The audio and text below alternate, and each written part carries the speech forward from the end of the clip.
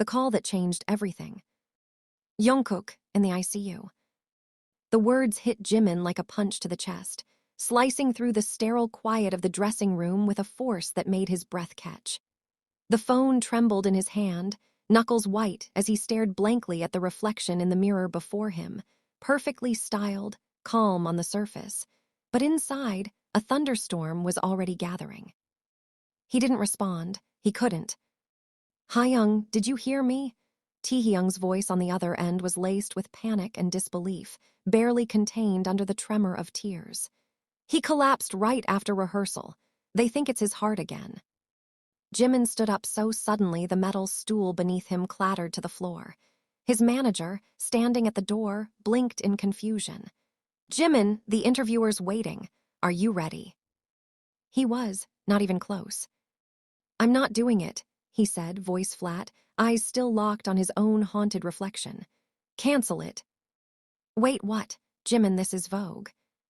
"Cancel it," he repeated, more firmly now, already grabbing his coat. The chill of the January evening clawed through the hallway as he stormed out, each step powered by something fierce and unspoken. Something more than worry, something closer to fear. The silence in the car was deafening. Seoul's city lights smeared across the windows like blurred memories. Flashes of Jungkook's laugh, his too-easy grin, the way he used to pull Jimin back from the edge when the world got too loud, all of it crashed in waves too hard to ignore.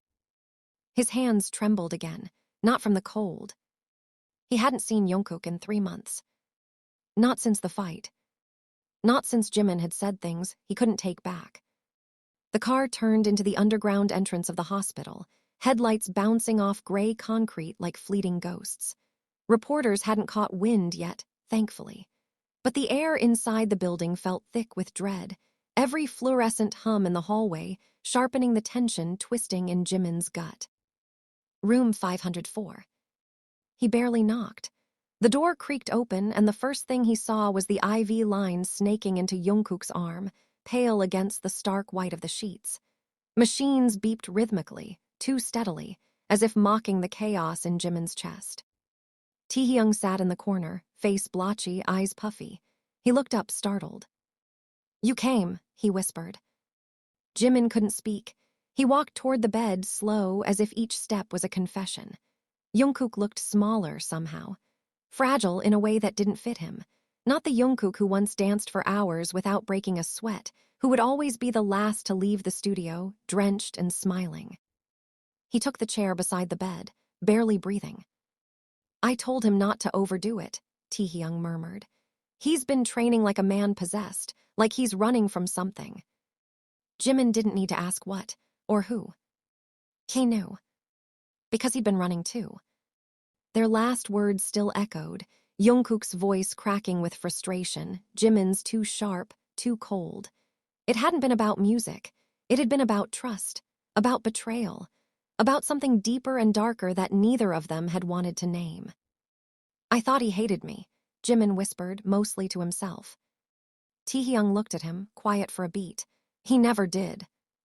The hum of the heart monitor punctuated the silence between them, every beep a reminder of time lost, of apologies unsaid. Outside, the storm had started, rain pelting the hospital windows, turning the city into a blur of shadow and glass. Jimin reached out, almost afraid to touch, and laid his hand gently over Jungkook. "I'm here," he whispered, voice breaking.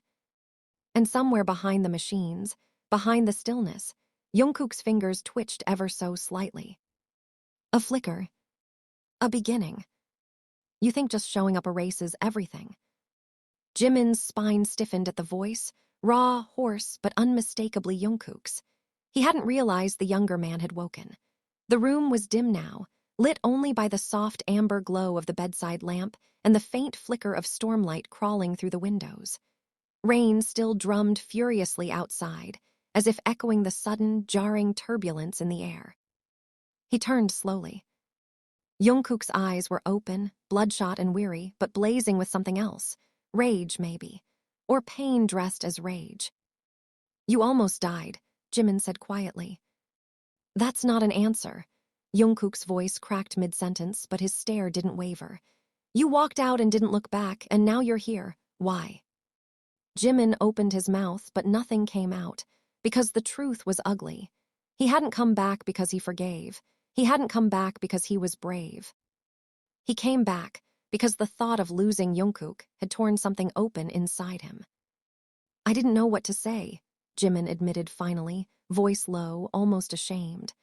After that night, after what I said, what you said, I thought maybe we were past fixing. Jungkook let out a bitter chuckle that turned into a cough. Jimin instinctively reached out, but Jungkook pulled away. That's rich coming from you, the one who left first. Silence expanded between them like a bruise, tender and dark. Jimin exhaled slowly. I said things I regret. I accused you of things that weren't fair. You accused me of leaking that demo, Jungkook said, voice hard again. You looked me in the eyes and told me I was a snake. I was wrong. No, Taehyung, Jungkook said with a humorless smile. You were scared, that's worse. You didn't believe in me, not when it mattered. A heavy pause. The machines around them hummed, indifferent to the emotional carnage unfolding. Jimin stood up abruptly, packing the room, running a hand through his hair. I saw the label report the next day. I knew it wasn't you. I knew it was someone in the outer circle, a temp. You were cleared. I wanted to call, I did, but I thought you'd never forgive me. I wouldn't have, Jungkook said bluntly. Not then. Jimin stopped walking, his back to the bed. But now, he asked, voice smaller than he'd intended. Jungkook didn't answer right away. Now, I don't know. I don't know what hurts more, your silence or the fact that I still wanted you to come. There it was again, that undercurrent. The thing no one dared speak about, not even when they were alone, not when the cameras were off. The unspoken closeness that had existed between them for years, beyond the stage, beyond brotherhood. Jimin turned, eyes locking with Jungkook. I panicked, he said, walking back toward the bed. Not just because of the demo, because of what we were becoming. It was getting harder to hide. I was scared it would ruin everything. Jungkook's voice was barely a whisper now. You mean us? Jimin nodded. I didn't know if you felt the same way, he added.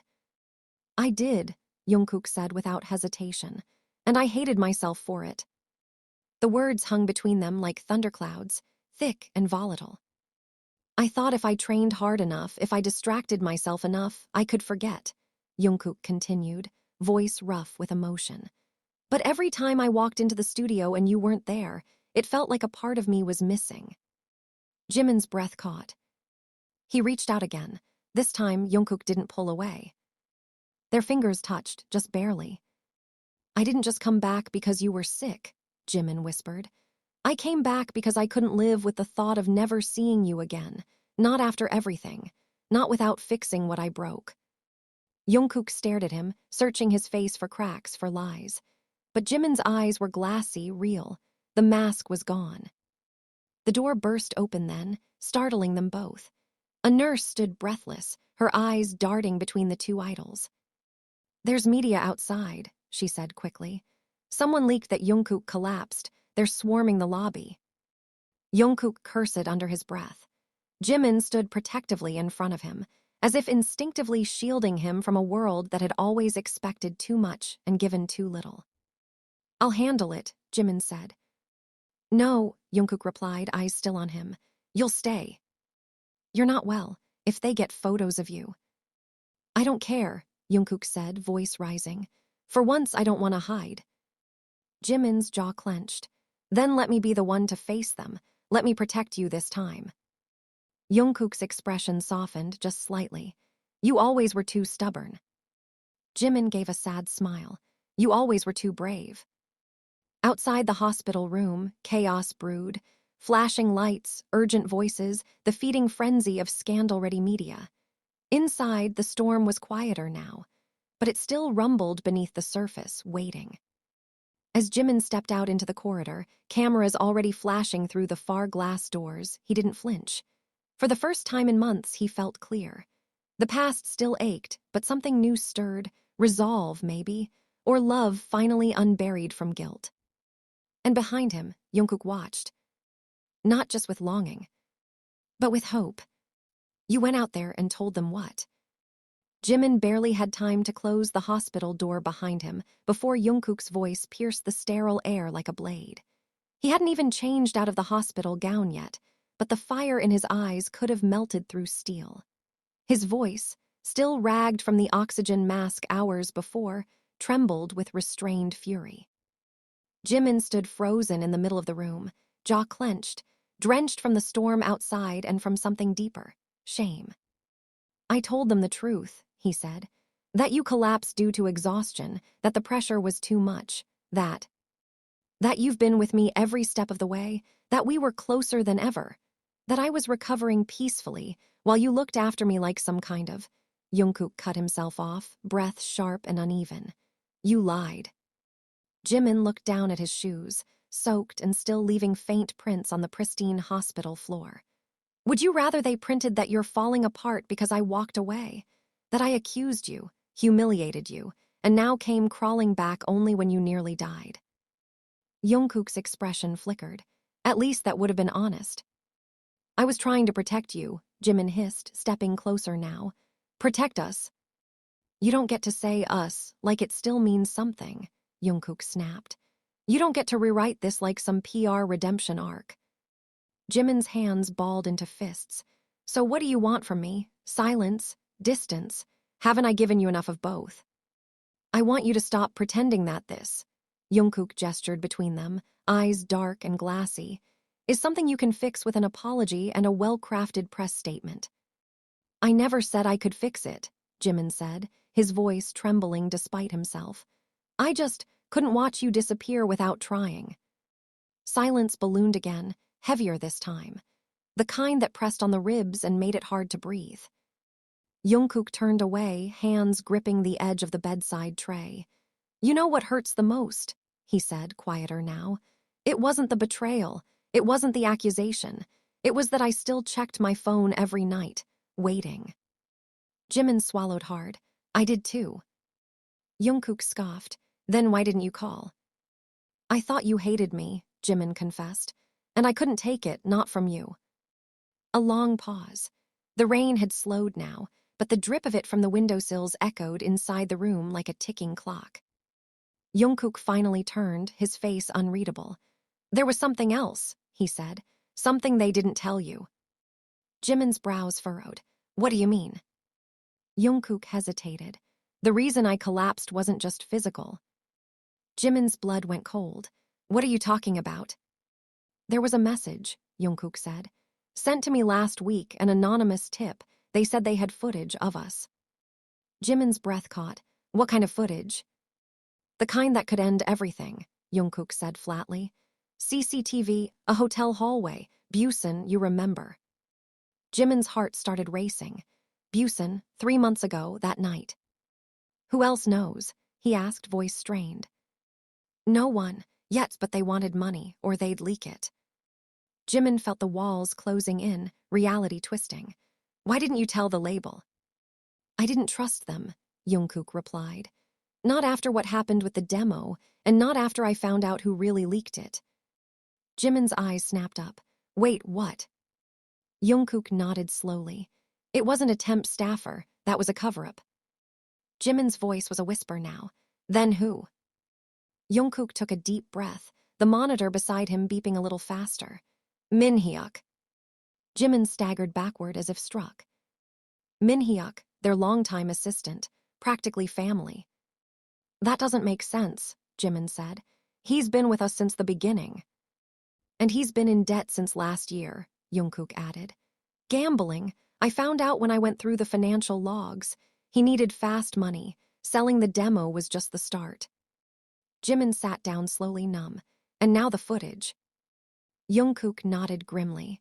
I think he's working with someone else, someone who wants us exposed. A chill crawled down Jimin's spine. But why now? Because they know, Jungkook said, locking eyes with him. They know what we've been hiding. Jimin felt the weight of it all pressing in. The lies, the betrayals, the years spent performing not just on stage, but off. The masks, the unsaid. What do we do? He asked quietly. Jungkook leaned back, exhausted. We have 2 options. We pay and they bleed us dry forever. Or we tell the truth, Jimin finished for him. Jungkook looked away. And risk everything. Jimin reached across the bed, placing his hand on Jungkook. We already risked everything the moment we fell in love. Jungkook didn't speak, but he didn't pull away either. In that silence, the world outside their hospital room shifted. And somewhere in the shadows of the industry they thought they understood, someone watched and waited. The door slammed open so hard it shook the walls. Jimin shot up from the chair beside Jungkook's bed, heart in his throat. Standing in the doorway was their manager, Namjul, eyes blazing and mouth already set in a grim line. Behind him, 2 security guards flanked the entrance like sentinels, and for a moment, the sterile hospital room felt like a cage. We need to talk, Namjul said coldly, stepping inside and shutting the door behind him. Now. Jungkook's gaze darkened. So you know. Namjul tossed a file onto the bed, photocopies of the blackmail messages, the blurry still from the CCTV footage, and a snapshot of the payment demand. You should have come to me immediately. You both should have. Jimin stepped forward, tense. We didn't know who to trust, after Minhyuk. Namjul cut him off with a scoff. Minhyuk's been dealt with. He's gone. You're lucky we found out before he could sell anything else. Jungkook narrowed his eyes. And what now? Damage control. Namjul turned to him sharply. Don't play innocent. Do you have any idea how explosive this is? 2 of the biggest names in the industry, caught on camera looking like lovers. Do you know what this could do to the brand? To you? Jimin's voice trembled with fury. We are not a brand. Namjul's expression didn't shift. Yes, you are, and you've signed contracts that remind you of that very clearly. Jungkook sat up straighter, his voice lower now, more dangerous. So what? You're going to force us to lie again, spin a fake story like we're criminals. Namjul walked closer, lowering his voice. I'm going to do what's necessary to keep this group alive. You both knew what you were risking. Don't, Jimin snapped, stepping between him and Jungkook. Don't twist this like we're villains. We've sacrificed everything for that stage, for the fans, for you. Don't you dare talk to us about loyalty. Namjul's mouth twitched, just slightly. Loyalty doesn't mean anything if you destroy everything on your way down. There was a suffocating silence. Then Jungkook, barely containing his fury, looked the manager dead in the eyes. Let it leak. Jimin's eyes widened. Jungkook. No, he turned to Jimin, breath shaking. I'm tired, Taehyung, tired of lying, tired of hiding. If this is the end, I'd rather it be honest. Namjul looked stunned, if only for a second. You realize what that means? You'll be crucified in the press. You'll be dropped from campaigns. The label will cut you loose. Then let them, Jungkook said.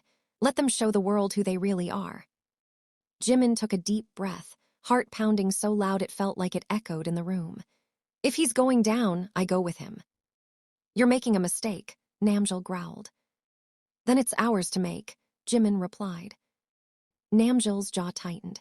Fine, you want the truth out, then prepare yourselves, because once it's out, there's no going back. He turned on his heel and left, the slam of the door echoing behind him like a final verdict.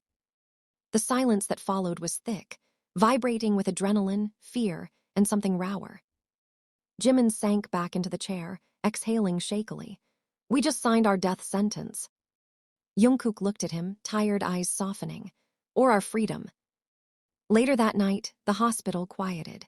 The rain had stopped, but Seoul felt colder than usual, as if the city itself had overheard the storm. Jimin's phone buzzed with messages, warnings from PR, silent texts from other members, a cryptic one from their CEO. Do not speak publicly. This is being handled. But it was too late.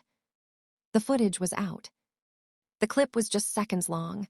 A quiet moment in a hallway, Jimin leaning into Jungkook, a brief kiss, hands lingering too long. Grainy, distorted, but undeniable. It exploded online like gasoline to fire. The hashtags were instant. Jungkook leak. Scandal or love. Hash betrayal of the fans. Let them love. Some called them traitors. Others called them brave. Fan communities split overnight, some defending them with ruthless devotion, others calling for boycotts and cancellations. Jimin sat beside Jungkook's bed watching the chaos unfold in real time, numb. "I thought it would feel like the end," he said. Jungkook's fingers found his. "Maybe it's just the beginning." At that moment, Jimin's phone rang again. Unknown number. He answered. A voice, disguised in synthetic, spoke quickly. "You've only scratched the surface. They're lying to you both. Check the contract clause 7.4. You'll know who's really behind this. Don't trust anyone, not even each other." The line went dead. Jimin stared at the screen, pulse racing. Jungkook sat up, sensing the shift. "What is it?" Jimin looked at him, the color drained from his face. "We're not the ones playing the game, Jungkook." A long pause. "We're the pieces." The cold glow of Jimin's phone screen burned into his retinas as he scrolled furiously through the digital version of the contract. His heart thundered like a war drum, fingers trembling. Jungkook sat beside him on the hospital bed, eyes locked onto Jimin's face rather than the screen, watching the panic unravel behind his features. "What does it say?" Jungkook asked, barely breathing. Jimin swallowed. Clause 7.4. It's a morality stipulation. In the event that any member of the contracted group is found to be engaged in behavior deemed as potentially damaging to the public image or profitability of the label. He paused, voice thinning. The company reserves the right to terminate, rebrand, or restructure said group without notice, including replacement of members. Jungkook leaned back, a bitter laugh leaving his throat. "So we're expendable." "It gets worse," Jimin muttered, scrolling down. "The company also reserves the right to manipulate or modify existing narratives, media coverage, and character representation across all platforms to ensure brand safety and loyalty." Jungkook stared at him, stunned. "They've written the right to lie into the contract." Jimin's voice was hollow. "To lie, erase us, replace us, recast us into whatever story they need." A silence descended, sharp as broken glass. Jungkook stood, ignoring the IV tugging at his arm, packing the room like a caged animal. That's why the leak went viral so fast, why no one tried to stop it. They're orchestrating it. Jimin looked up at him. "You think the company leaked it?" "No," Jungkook snapped. "I think they let it happen. I think they needed it to happen." Jimin's brows furrowed. "But why?" Jungkook's jaw tightened. "Because they're preparing to dissolve us." "No," Jimin said quickly. "We're the top act in the country. They'd be killing their golden goose." Jungkook stopped packing. "Not if they've already found the next one." Jimin froze. Images flickered through his mind, recent label promotions of a new trainee group, younger, shinier, more obedient. The label's sudden shift in focus. The way their schedules had started thinning out, the mysterious cancellations. The sound of the door unlocking startled them both.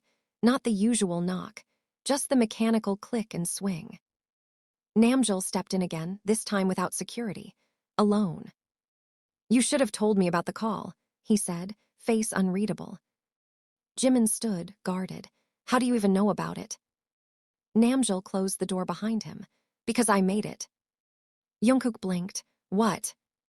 Namjul walked to the window, looking out over the glittering skyline of Seoul as if gathering courage. "I used a voice modulator. Burned phone. I had to make sure you'd actually read your contract, because if I told you straight, you'd never believe me." "Why?" Jimin demanded. "Why go behind the label's back?" Namjul turned, and for the first time he looked tired. Not just physically, soul-tired. "Because I've been part of this machine too long. I helped them bury too many stories. I watched people get erased, turned into cautionary tales. I watched what they did to the ones who resisted. And when I saw what they were planning for you too, I couldn't be a part of it anymore." "What are they planning?" Jungkook asked, voice cold and low. Namjul walked closer. "They're going to frame it all as a scandal, a betrayal of fans. They'll paint your relationship as toxic, destructive, Jimin as manipulative, you, Jungkook, as vulnerable. They'll push a narrative that you were taken advantage of." Jimin flinched. "They wouldn't." They already are, Namjul said. Blogs are running test articles, anonymous sources. The timing lines up. They're waiting for the fanbase to fracture just enough. Then they'll announce a restructuring of the group. You'll be out, quietly, without dignity. Jungkook's fists clenched. So what, we just wait to be destroyed? No, Namjul said. You go public with the truth, not through the label, on your own terms. Jimin shook his head. You saw what happened when the footage leaked. The world turned on us in hours. Namjul stepped forward. Not the whole world. Look deeper. There are fans fighting back. There are journalists asking questions. There's a spark. You just have to light the fire. And then what? Jungkook asked. Burn the whole thing down. If you have to, Namjul said, eyes hardening. Better to burn than to rot in silence. Jimin turned to Jungkook, breath shallow. This could end our careers. Jungkook looked at him with an intensity that silenced everything else. Then let it. He took Jimin's hand. I'd rather lose everything than keep pretending this was never real. The next day at dawn, they filmed the video. No stylists, no script, just the two of them side by side in Jungkook's hospital room. One camera, one confession. Jimin started. We didn't plan this. We didn't ask for fame. We didn't ask to fall for each other. But we did. And we're tired of hiding. Jungkook followed. They'll try to twist this. Make it something ugly. But what we have is not a scandal. It's not shame, it's love. Jimin looked into the lens. To the fans who feel betrayed, we're sorry. But we hope someday you'll see us as human. Not perfect, just real. They posted the video at sunrise. Within minutes, it went viral. The internet ignited. Support, rage, chaos. And far away, in a boardroom lined with glass and steel, executives watched in fury. Because the story had slipped from their hands. And for once, the truth was louder than the machine. The video had only been up for 6 hours, but Seoul was already on fire. News outlets scrambled to catch up, each spinning their own version of the story. Jimin and Jungkook break silence, some said. Scandal confirmed, others sneered. But there was one headline that stabbed deeper than the rest. Jimin accused of grooming bandmate, anonymous source comes forward. Jimin's face drained of color as he stared at the screen in disbelief. He sat frozen in the apartment he once called home, now a bunker of tension and dread. Jungkook stood behind him, reading over his shoulder, jaw tight, fists clenched. They're calling me a predator, Jimin whispered, voice cracking. They're trying to turn you into my victim. I won't let them, Jungkook snapped. They don't need your permission, Jimin said bitterly, standing, packing the living room like he was trying to outrun the panic rising in his chest. They just need clicks, outrage, a body to bury. Jungkook grabbed his wrist, gently but firmly. You didn't do anything wrong. That doesn't matter now, Jimin hissed. They're painting me as a manipulator, as someone who used their position, their seniority. They're scared, Jungkook cut in. They're losing control, that's why they're getting dirty. Jimin pulled his hand away, face clouded. And what if it works? What if people believe it? What if this destroys you? Jungkook stepped forward, voice trembling with restrained emotion. The only thing that destroys me is losing you. Before Jimin could respond, his phone lit up again, another message from an unlisted number. One image.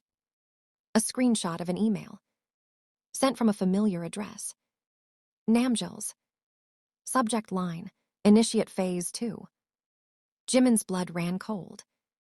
The message below was a chain, internal comms between senior executives, PR managers, and Namjul himself. Orders to accelerate the smear, frame the narrative around power imbalance, highlight Jimin's age advantage. Attached, a list of reporters already on the payroll, fabricated witness statements, a manufactured timeline. And Namjul's name on every single thread. Jimin collapsed onto the couch, staring at the screen like it might dissolve in his hands. He played us. Jungkook grabbed the phone, scanning the messages. He knew about the clause. He knew we'd go public. He pushed us to it, Jimin whispered. He lit the match. Jungkook paced, fury in every step. He wanted us to blow it up so they could justify erasing us.